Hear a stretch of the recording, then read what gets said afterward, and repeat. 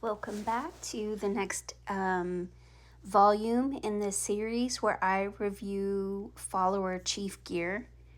Um, as I mentioned in my previous videos, I am a couple weeks behind, so I think most of these I received prior to the last SVS, so there have probably been some updates, but we will review what we have.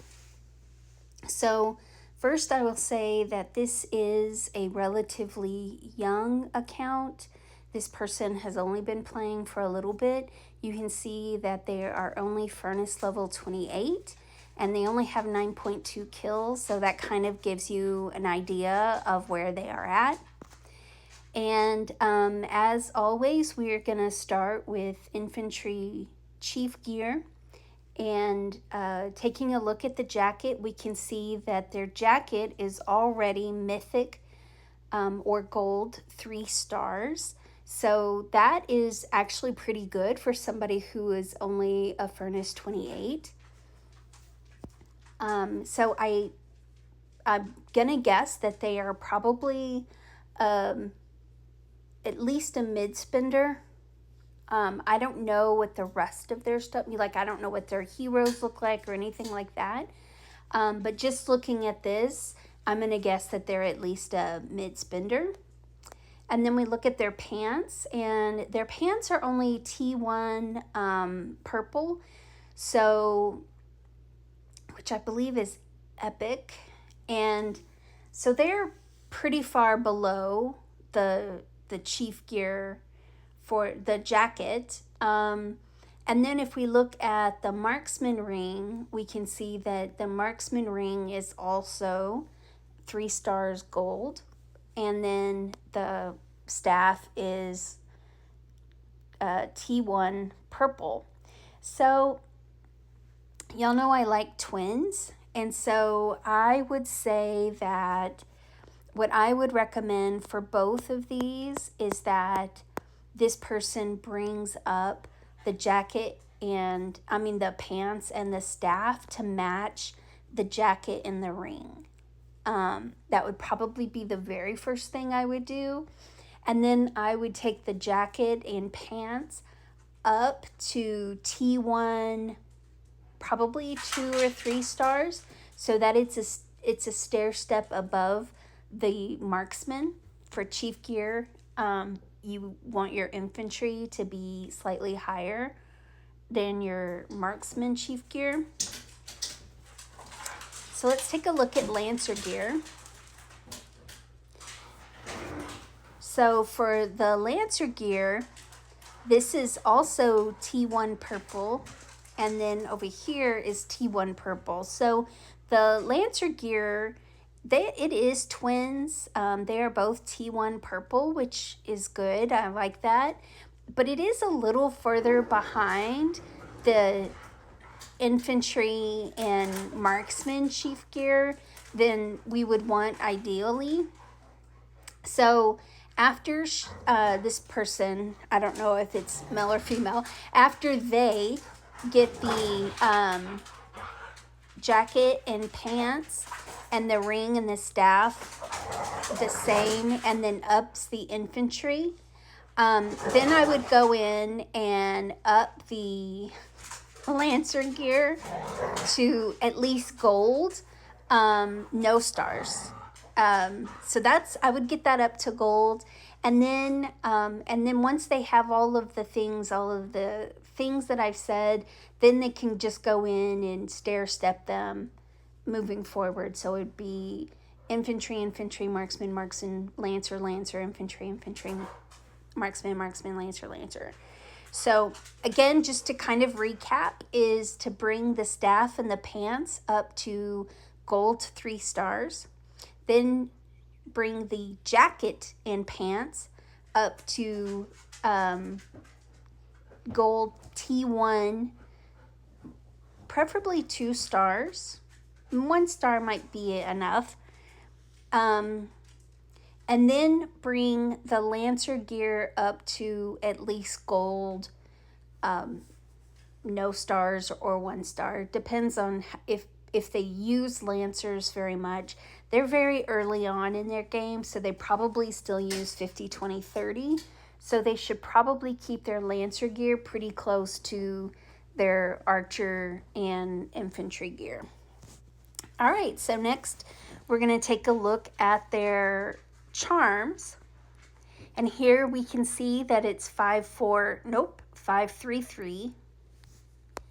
And over here we have 533. So those match. And then if we look at the infantry, it's 533, and over here it's 533 as well. So those match. And then the Lancer is 333, and this over here is 333. So it all is very consistent, the charms. What I will say is that I would recommend that they prioritize upgrading all of the charms to 5s all the way across, and then go in and up the infantry to 544, 544, and then you can leave the Lancer gear at 3s all the way across.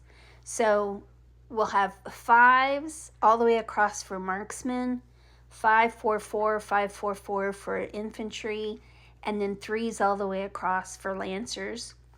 And then moving forward, you would upgrade marksman, marksman, infantry, infantry, lancer, lancer, marksman, marksman, infantry, infantry, lancer, lancer.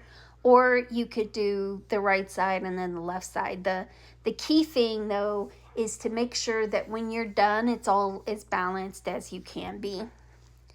And so overall, I think that they're on the right track with their marksmen.